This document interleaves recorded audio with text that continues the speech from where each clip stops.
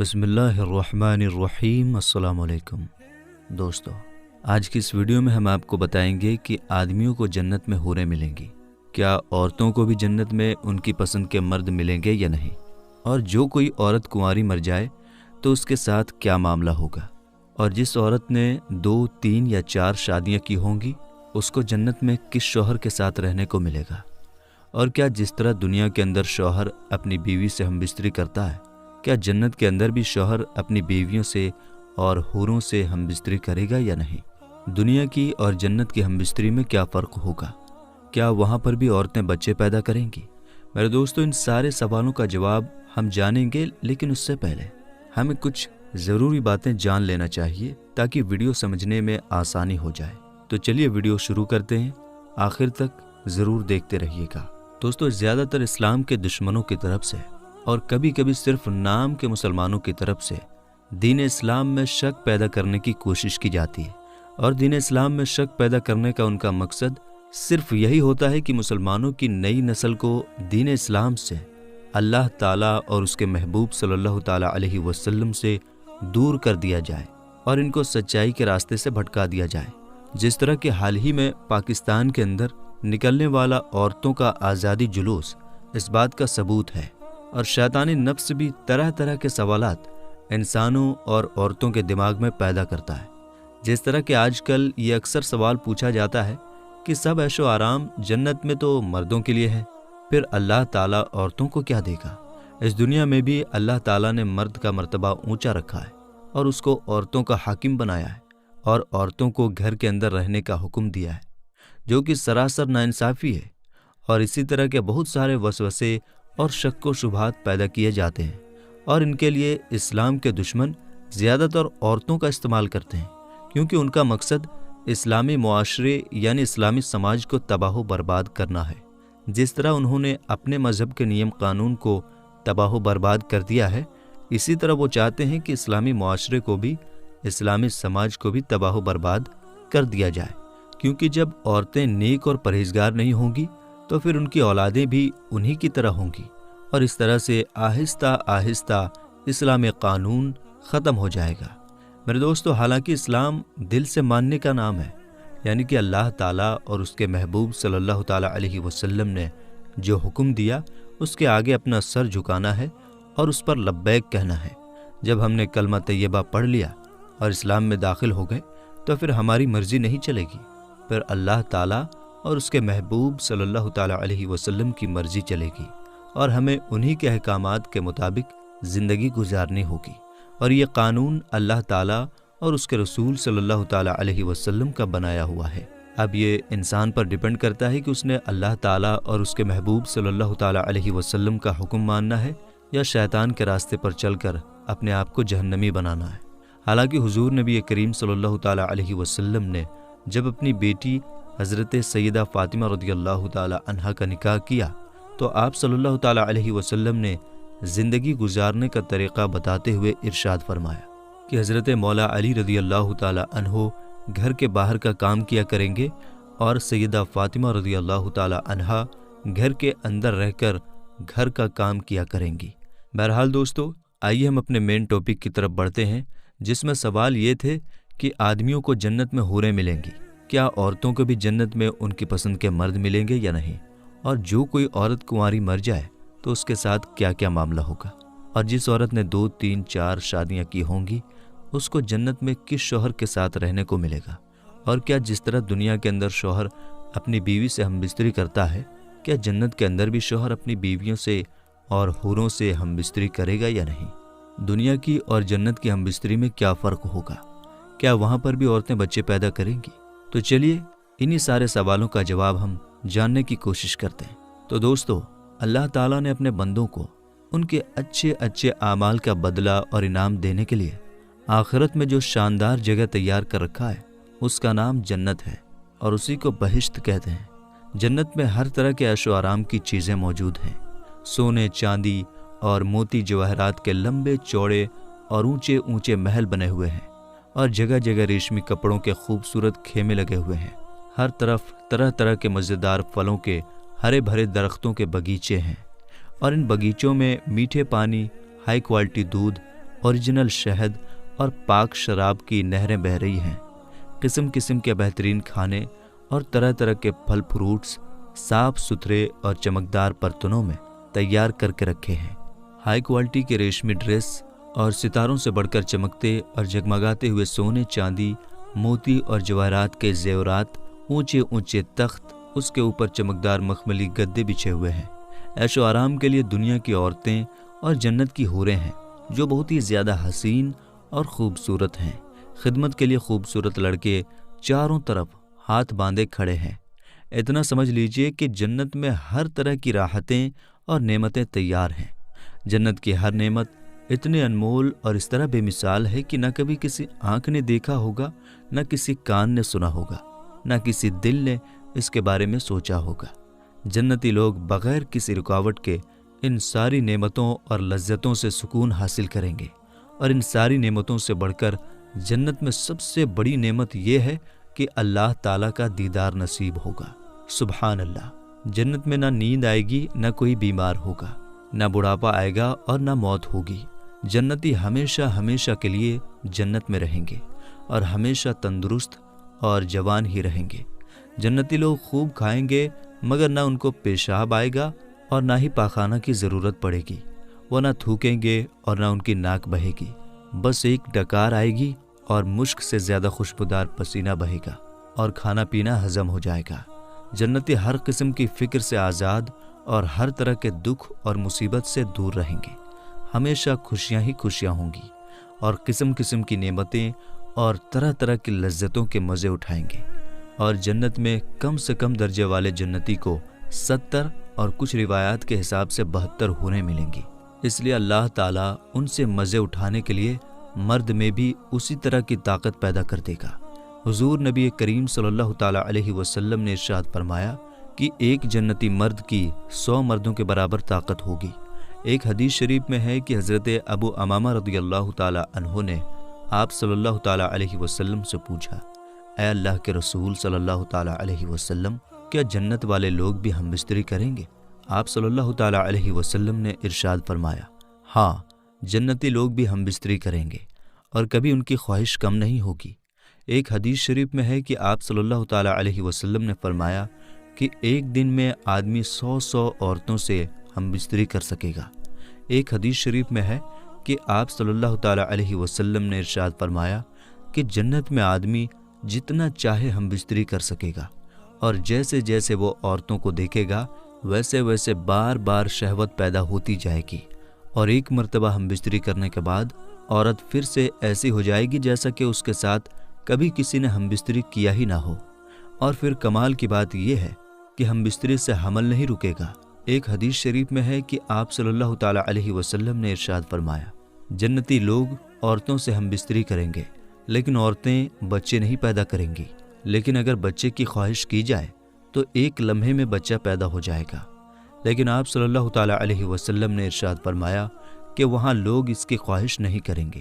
کہنے کا مطلب یہ ہے کہ انسانوں کو ملنے والی حوریں ایسی ہوں گی جن کو کسی انسان نے نہ کبھی ہاتھ لگایا ہوگا اور نہ ہم بستری کیا ہوگا۔ اور حضرت ابن عباس رضی اللہ تعالیٰ عنہ اور دوسرے حدیث بتانے والوں نے فرمایا ہے کہ جنتی حوریں ایک ہی عمر کی یعنی کہ 33 سال کے برابر ہوں گی۔ حوروں کی اور دنیا کی عورتوں کی سب کی عمر جنت میں 33 سال ہوگی۔ وہاں پر نہ کوئی بوڑھا ہوگا اور نہ ہی کوئی بچہ ہوگا، بلکہ سب کے سب جوان ہوں گے۔ یہاں پر جو بوڑھے اور بچے انتقال کیے ہوں گے، اللہ تعالیٰ ان کو جوانی کی حالت میں جنت میں داخل فرمائے گا۔ اور حضرت انس رضی اللہ تعالیٰ عنہ سے روایت ہے کہ نبی کریم صلی اللہ تعالیٰ علیہ وسلم نے ارشاد فرمایا، جنت میں انسان کی 70 بیویوں سے شادی کی جائے گی۔ عرض کیا گیا، یا رسول اللہ صلی اللہ تعالیٰ علیہ وسلم، کیا مرد ان سب عورتوں کو سنبھالنے کی طاقت رکھے گا؟ آپ صلی اللہ تعالیٰ علیہ وسلم نے ارشاد فرمایا کہ مرد کو 100 آدمیوں کی طاقت دی جائے گی۔ اور حضرت حاتم رضی اللہ تعالیٰ عنہ سے روایت ہے، وہ فرماتے ہیں کہ میں نے نبی کریم صلی اللہ تعالیٰ علیہ وسلم کو یہ فرماتے ہوئے سنا کہ جنت میں مومن کی 72 بیویوں سے شادی کی جائے گی، 70 جنت کی عورتیں ہوں گی اور 2 دنیا کی عورتیں ہوں گی۔ قرآن پاک میں سورۃ الطور میں ارشاد فرماتا ہے، ترجمہ، اور ہم ان جنتی لوگوں کی حوروں سے شادی کر دیں گے۔ اسی طرح اللہ تعالیٰ سورہ یاسین میں ارشاد فرماتا ہے،